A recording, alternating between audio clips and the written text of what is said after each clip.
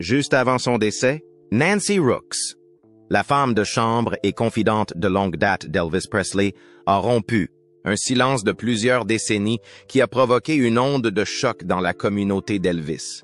Après avoir passé plus de 10 ans à Graceland, témoin des hauts et des bas de la vie privée du King, Nancy avait toujours juré de protéger ses secrets. Pendant plus de 40 ans, elle a honoré cette promesse, ne révélant jamais ce qui se passait vraiment derrière les grilles du manoir le plus célèbre d'Amérique. Mais dans les derniers jours de sa vie, elle a pris une décision stupéfiante. « Il est temps de tout dire », a-t-elle déclaré, et ce qui s'en est suivi n'a pas été l'hommage élogieux auquel les fans s'attendaient. Alors, qu'a vu Nancy et pourquoi a-t-elle choisi le silence pendant si longtemps? La vie à Graceland. Avant que le monde ne vénère Elvis Presley comme une icône, Nancy Rooks l'a connu comme quelque chose de bien plus ordinaire. Un homme, en pantoufles qui entrait dans la cuisine et demandait s'il restait du bacon. Engagée en 1967 comme femme de ménage et cuisinière, Nancy a rapidement vu son rôle évoluer vers quelque chose de profondément personnel.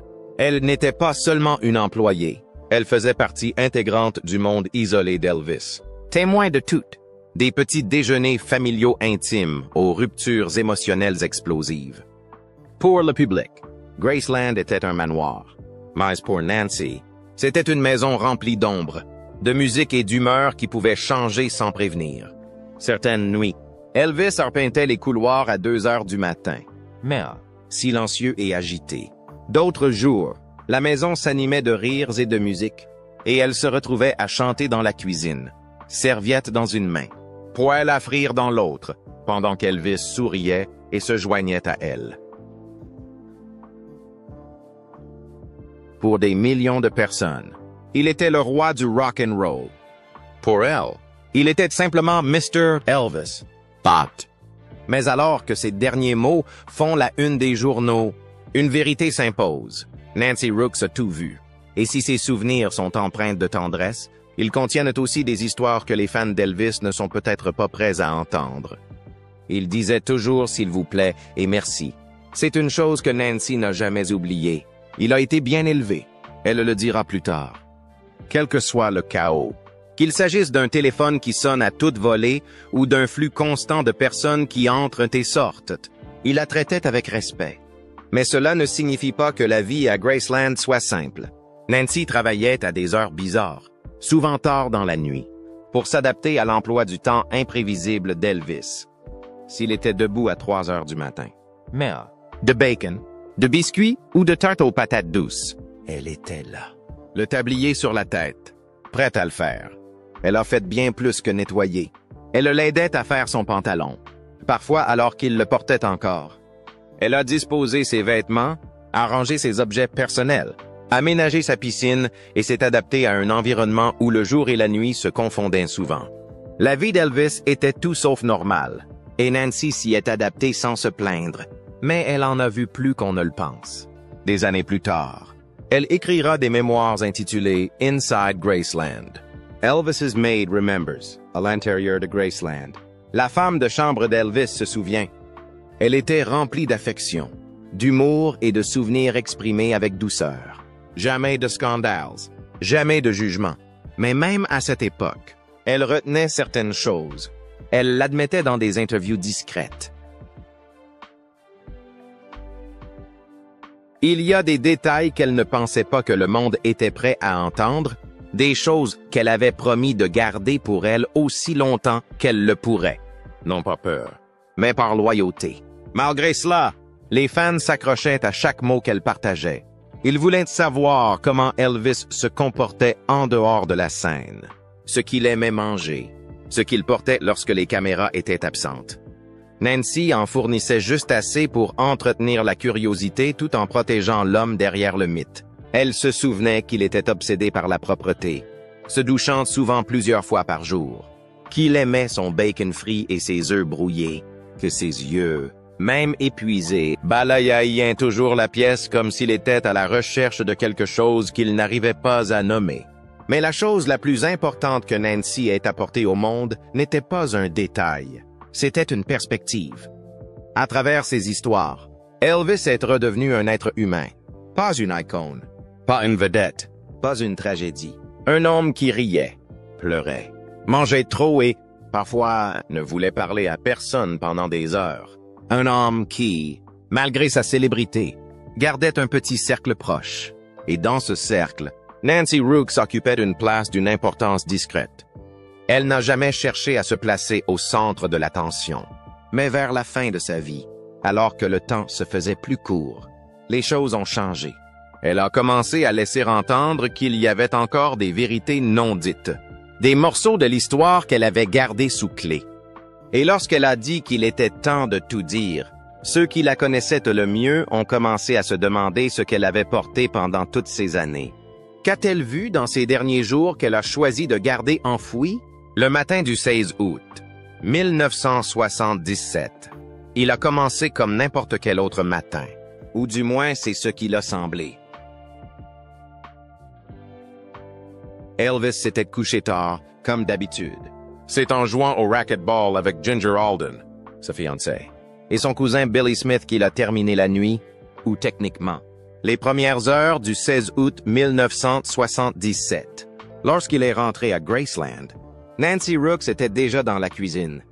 Elle se souvient de lui, debout sur les marches, fatigué mais poli. Comme toujours, elle lui a offert le petit déjeuner, comme elle le faisait toujours. « Non, je ne veux rien manger maintenant, » dit Elvis. « Je veux juste dormir un peu, mais ce que j'aimerais, c'est de l'eau. » Nancy n'y a pas prêté attention sur le moment. Il faisait chaud cette nuit-là, et il venait juste d'être actif. Elle a envoyé Pauline, une autre bonne, à l'étage avec de l'eau glacée dans un pichet, le genre de jus d'orange que l'on trouvait autrefois, avec une anse que l'on pouvait saisir. Ce n'était pas un grand moment, juste un autre échange tranquille dans une maison pleine à craquer. Mais même à ce moment-là, Pauline a trouvé quelque chose d'étrange. Elvis saisit la cruche et but profondément, rapidement, désespérément. « Je ne l'ai jamais vu saisir cette eau et la boire comme il l'a fait ce matin, » dit-elle plus tard. Nancy l'a balayé du revers de la main. « Il est probablement fatigué par le racquetball, » répondit-elle.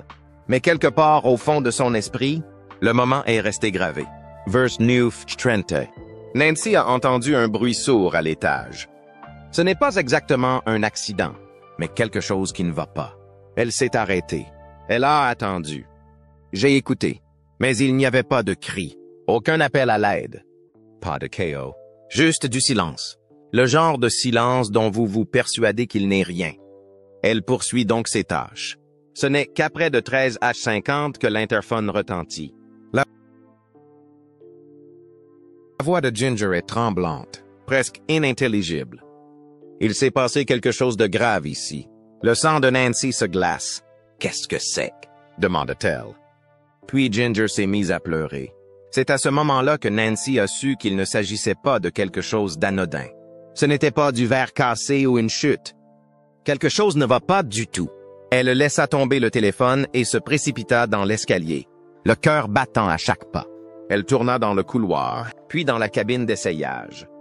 Et là, sur le sol de la salle de bain, il y avait Elvis, face contre terre, immobile. « Oh mon Dieu !» a-t-elle murmuré. « Qu'est-ce que c'est? Qu'est-ce que c'est? » Elle n'a pas crié. Elle ne s'est pas figée. Elle est redescendue en courant et a trouvé la mafia de Memphis. Tous ceux qui voulaient savoir devaient en savoir rapidement.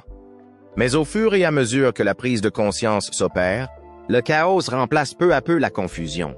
L'ambulance a été appelée. Les gens ont commencé à paniquer. Nancy ne l'a pas fait. Lorsque les médecins sont arrivés, ils ne savaient même pas comment naviguer dans Graceland. Nancy les a guidés, leur a montré comment faire monter les civières dans l'escalier, au-dessus de leur tête, dans les angles serrés du couloir. Elle leur a montré où se tourner, où aller. Lorsqu'ils ont finalement fait descendre Elvis, elle l'a vu une dernière fois. Il avait l'air de dormir, dira-t-elle plus tard. Mais il était décédé quelque temps auparavant. Il avait des taches bleues sur le visage.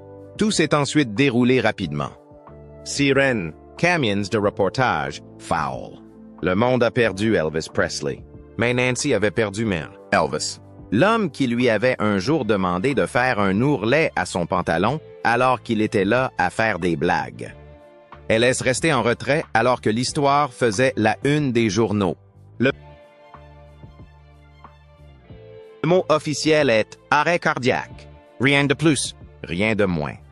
Mais même à ce moment-là, certaines choses ne collaient pas. Il y a eu des chuchotements, des flacons de pilules, des chronologies, sur ce qui s'est réellement passé dans les dernières heures entre le moment où Elvis a bu cette eau et le moment où Nancy l'a trouvé sur le sol de la salle de bain. Sur le moment, elle n'a rien dit. Elle s'est contentée de garder le silence. Laisser les autorités s'occuper de ce qu'elles avaient à faire. Mais des décennies plus tard, elle reviendrait sur cette matinée et, cette fois, elle ne s'arrêterait pas à ce qu'elle a vu. Elle parlera de ce qu'elle soupçonne, de ce qu'elle regrette et de ce qu'elle a peut-être dissimulé sans même s'en rendre compte. Les secrets qu'elle a gardés pendant des décennies. Pendant des années après la mort d'Elvis, Nancy Rooks a gardé le silence. Non pas parce qu'elle n'avait rien à dire, mais parce qu'elle avait quelque chose à dire. Mais parce qu'il y a des limites à ne pas franchir. Pas à Memphis. Pas quand votre vie a été touchée par quelqu'un comme Elvis Presley. Elle a vu des fans parcourir des milliers de kilomètres pour se présenter aux portes de Graceland. Elle a vu des gens sangloter en parlant du roi, comme s'ils avaient perdu un frère, un ami, une partie d'eux-mêmes. Nancy comprenait ce chagrin. Elle le partageait. C'est peut-être pour cette raison qu'elle a préféré le silence à la spéculation. Pendant un certain temps, mais même le silence peut en dire long. Nancy a continué à travailler pour la famille Presley après la mort d'Elvis. Elle a contribué à faire passer Graceland du statut de maison à celui de musée. Mais il y a une partie de la maison qui est restée intacte pour les touristes, les journalistes et même la plupart des employés. Les quartiers privés d'Elvis à l'étage. Selon Nancy, la chambre et la salle de bain n'étaient nettoyées qu'une ou deux fois par mois pour éviter la poussière. C'était une règle silencieuse. On ne s'attardait pas. On ne posait pas de questions. On ne faisait pas de commentaires. Vous montez, vous nettoyez, vous portez. Mais à chaque fois qu'elle traversait ces pièces, quelque chose changeait en elle. Elle voyait le même étage, le même couloir, la même salle de bain où tout s'était terminé. Et chaque fois qu'elle essuyait une surface ou pliait une chemise, les images de ce matin-là revenaient. Elle en parlait rarement en public, ni en détail. Les mémoires qu'elle a écrites dans les années 1990, Inside Graceland, Elvis's Maid Remembers, sont pleines de gentillesse et de nostalgie. Il y avait des histoires drôles sur ses préférences alimentaires, sa musique, ses horaires bizarres. Mais le dernier chapitre, celui que les gens voulaient vraiment entendre, est resté curieusement vague. Pour le public, c'était suffisant. Mais pour ceux qui la connaissaient bien, Nancy avait des moments. Les petits, indices. Elle marquait des pauses dans les conversations lorsque certains sujets étaient abordés. Ses yeux s'écarquillaient. Un jour, elle aurait dit « Si les gens savaient ce que je sais, ils n'entendraient plus jamais sa musique de la même façon. » Ce n'était pas une menace. C'était une attente. Dans les années qui ont suivi, d'autres questions ont commencé à se poser. Pourquoi la chronologie de la mort d'Elvis était-elle si confuse? Pourquoi de nombreux flacons de médicaments auraient-ils été retirés de la scène avant l'arrivée des enquêteurs? Pourquoi le rapport toxicologique a-t-il fait l'objet de tant de révisions avant que le public n'envoie la version finale? Et pourquoi les personnes qui étaient présentes, comme Nancy, n'ont-elles jamais éclairci ces lacunes? La vérité, c'est qu'elle avait essayé. Tranquillement, discrètement. Quelques amis proches ont affirmé qu'elle s'était confiée à eux au fil des ans, en leur demandant toujours de rester entre eux. Elle a dit qu'il y avait des choses dans cette salle de bain qui n'auraient pas dû s'y trouver. Des choses que Ginger était trop désemparée pour expliquer. Et des choses que la mafia de Memphis ne voulait pas que la police renifle. L'une des histoires suggère même qu'on a demandé à Nancy de ranger l'espace avant l'arrivée des secours, ce qu'elle n'a jamais confirmé elle-même. Mais le temps l'a épuisée, pas dans l'amertume. Nancy n'était pas amère, mais dans le fardeau. Lorsqu'on lui a diagnostiqué des problèmes de santé dans les dernières années de sa vie, quelque chose a changé.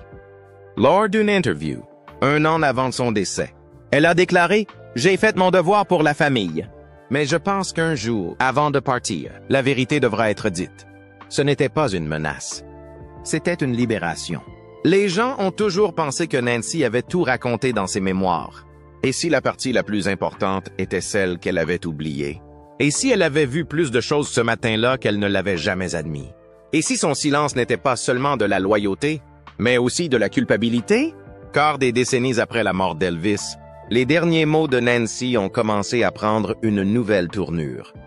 Ce n'est pas un moment de réflexion, mais un moment d'urgence. Elle a passé sa vie à honorer l'homme pour lequel elle travaillait, mais à la fin, elle a laissé entendre que pour protéger son héritage, il fallait peut-être cacher une partie de la vérité. Et cela, elle n'en est plus sûre. C'est ce qu'il faut faire. La dernière confession. Peu avant sa mort en 2022, Nancy Rooks a fait un aveu discret mais surprenant. Elle ne l'a pas crié sur les toits ni publié de communiqué de presse. Ce n'était pas son genre, mais ceux qui l'ont connue, vraiment connue, disent que dans les derniers mois de sa vie, quelque chose a changé. Elle devient plus réfléchie, plus direct. Et puis un jour, elle a prononcé les mots que personne n'attendait de la part de la femme qui avait gardé les secrets d'Elvis pendant plus de 40 ans. Il est temps de tout dire. Au début, son entourage ne comprenait pas ce qu'elle voulait dire, mais il est devenu clair qu'elle était enfin prête à se libérer. Pas pour l'attention, pas pour le drame, pour la paix. Nancy a toujours défendu Elvis en public. Elle a raconté les histoires douces, les souvenirs charmants, les anecdotes personnelles qui ont permis aux fans de se sentir plus proches de lui. Mais ce qu'elle n'avait pas partagé, ce qu'elle avait mis de côté, c'était ce qu'elle pensait qu'il s'était réellement passé au cours de ces derniers jours. Selon un ami, Nancy a confié qu'Elvis n'allait pas bien dans les semaines précédant sa mort, bien au-delà de ce que le public avait été amené à croire. Il l'était, aurait-elle dit.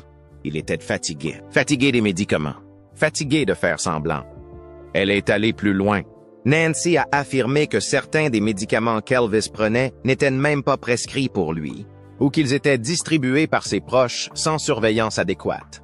Elle a déclaré avoir vu de nouveaux flacons dans la poubelle presque tous les jours cet été-là, et a même mentionné que plus d'une fois, Elvis s'était endormi dans des endroits bizarres, au milieu d'une conversation, d'un repas ou même d'une phrase.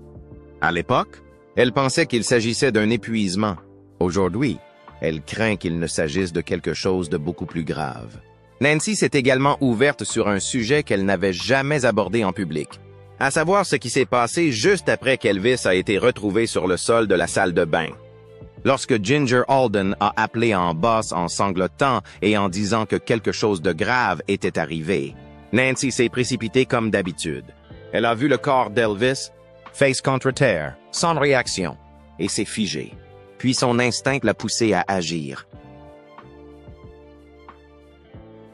Elle est redescendue en courant pour alerter la mafia de Memphis. Mais avant l'arrivée de l'ambulance, quelqu'un, Nancy n'a jamais dit qui, lui a dit de se nettoyer un peu. Sur le moment, elle n'a pas posé de questions.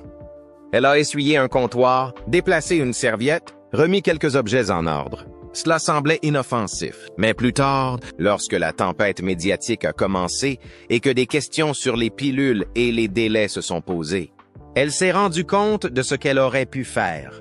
« Je ne savais pas ce que je dissimulais », aurait-elle déclaré. « J'ai juste fait ce qu'on m'a dit de faire. » Ces moments, l'eau qu'il a bu trop vite, le bruit sourd qu'elle a entendu ce matin-là, le bref effort pour ranger la scène, l'ont hantée.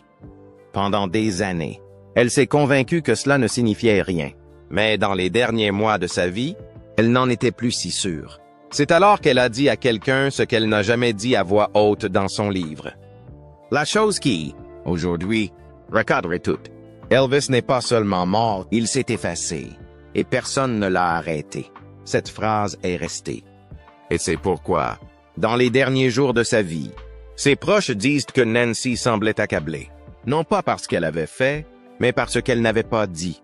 En gardant le silence, avait-elle aidé à protéger Elvis? Ou avait-elle aidé à protéger les gens qui l'ont laissé s'échapper? Et maintenant, avec ces mots, il est temps de tout dire. La conversation a changé. Car avant de mourir, l'ancienne femme de ménage de Graceland a enfin révélé la vérité sur Elvis. Et elle n'est pas bonne. Non pas parce qu'il était un mauvais homme, mais parce que son entourage a pu le décevoir. parce qu'il y avait des signes. Et parce que Nancy, à sa manière discrète, en avait vu trop et avait passé trop de temps à faire semblant de ne pas en voir. Les retombées. Personne ne s'y attendait. Lorsque la nouvelle a commencé à se répandre que Nancy Rooks avait laissé derrière elle bien plus qu'un livre de cuisine et quelques souvenirs chaleureux, la réaction n'a pas été immédiate. Elle s'est infiltrée discrètement, comme elle l'a toujours fait à Graceland. Présente, observatrice, mais jamais bruyante. Mais une fois que les gens ont réalisé ce qu'elle avait dit, ou du moins sous-entendu, le choc a commencé à se faire sentir. Les fans sont divisés. Certains ont refusé d'y croire. Pour eux, les mémoires de Nancy étaient un évangile, simple, loyal, sans controverse, un dernier hommage à un homme en qui ils croyaient. Mais aujourd'hui, cette même femme de ménage loyale aurait déclaré qu'Elvis ne s'était pas simplement effondré, mais qu'il s'était évanoui. Et pire encore, qu'elle aurait involontairement contribué à un nettoyage qui a adouci la scène pour les autorités. L'idée qu'un proche d'Elvis ait altéré des preuves, même involontairement, a rouvert de vieilles blessures. La cause officielle du décès a toujours laissé place au doute. Une crise cardiaque soudaine. Oui, mais le cocktail de médicaments présent dans son organisme, l'appel tardif de l'ambulance, l'absence d'un rapport toxicologique complet et non censuré, tout cela est revenu à la surface avec une fureur renouvelée. Les forums en ligne s'illuminent de spéculations. Les chercheurs et biographes de longue date d'Elvis se sont empressés de réévaluer la chronologie. Nancy avait-elle vraiment reçu l'ordre de nettoyer quelque chose? Qu'avait-elle vu exactement ce matin-là? Pourquoi ne s'était-elle pas manifestée plus tôt? Et qui, le cas échéant, l'avait averti de ne pas le faire? D'autres, en revanche, l'ont félicité. Ils ont vu dans son honnêteté tardive un dernier acte de courage. Après avoir protégé l'héritage Presley pendant des décennies, elle a peut-être compris que la vérité et le respect ne s'excluaient pas mutuellement, que les fans méritaient de savoir qu'Elvis n'était pas immortel, que même les rois s'effondrent, parfois lentement, parfois en silence, et souvent avec l'aide de ceux qui ont trop peur d'intervenir. La succession Presley est restée silencieuse. Aucune déclaration n'a été faite. Graceland a continué à organiser ses tournées, à vendre ses marchandises, à jouer sa musique. Mais les membres du personnel qui ont connu Nancy, ceux qui travaillent encore dans les coulisses, ont murmuré que les choses étaient différentes maintenant, qu'une ligne avait été franchie, non par trahison, mais par amour pour l'homme qui les appelait autrefois la famille. Pour Nancy, il n'y a pas eu de tournée médiatique, pas d'interview, pas de best-seller, juste quelques mots, prononcés doucement, transmis par des personnes en qui elle avait confiance. Et ces mots ont frappé plus fort que n'importe quel titre. Elle n'avait pas besoin d'accuser qui que ce soit. Elle n'avait pas besoin de citer des noms. Tout ce qu'elle a fait, c'est dire sa vérité.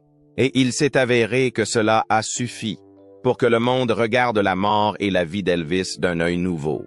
Non pas comme une simple tragédie, mais comme un lent effritement que trop de gens ont vu, mais que personne n'a osé arrêter. Nancy avait vécu sa vie dans l'ombre, mais dans la mort. Sa voix a finalement pris le devant de la scène, le poids de ce qu'elle a laissé derrière elle.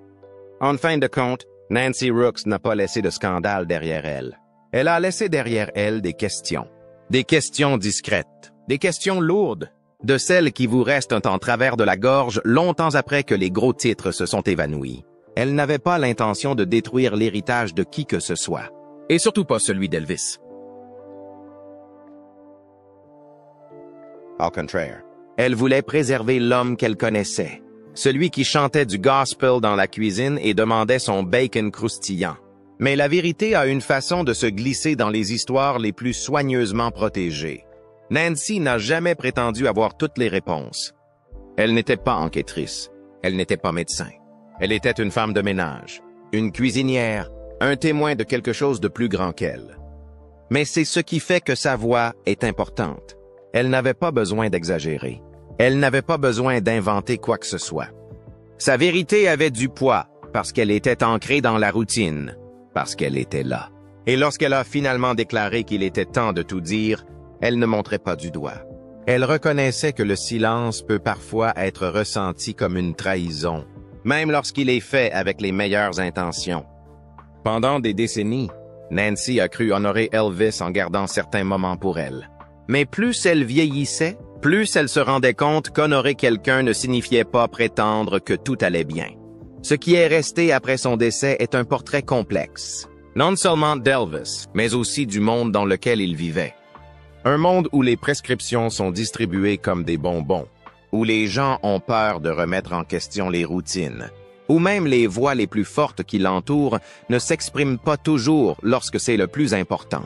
Les fans qui croyaient connaître toute l'histoire se sont retrouvés avec un nouvel élément à prendre en compte. Non pas parce que Nancy a dévoilé une conspiration secrète, mais parce qu'elle a révélé ce que signifie vivre après la chute de quelqu'un d'autre, ce que signifie porter la culpabilité de ce que l'on n'a pas empêché, même si l'on ne l'a pas pleinement compris à l'époque. Les dernières réflexions de Nancy n'éteignent pas une nouvelle image d'Elvis. Elles rappellent que les légendes sont humaines et que les personnes qui les servent le sont aussi. Que le chagrin peut se transformer en silence, que le silence peut s'étendre sur des décennies et que, parfois, dire la vérité ne consiste pas à dénoncer quelqu'un, mais à se libérer d'une histoire que l'on a dû porter seule pendant trop longtemps. Aujourd'hui, Nancy n'est plus là. La femme qui a plié ses chemises, qui lui a apporté de l'eau ce dernier matin, qui a montré aux ambulanciers le chemin de l'étage, n'est plus là pour clarifier ou expliquer, mais sa voix persiste. Dans les aveux silencieux, dans les phrases inachevées, dans la décision de s'exprimer, juste une fois avant la fin. Et c'est peut-être la chose la plus puissante qu'elle ait jamais faite. Pensez-vous que Nancy Rooks a attendu trop longtemps avant de parler ou que sa dernière confession était le seul moyen d'honorer véritablement l'homme qu'elle n'a jamais cessé de protéger?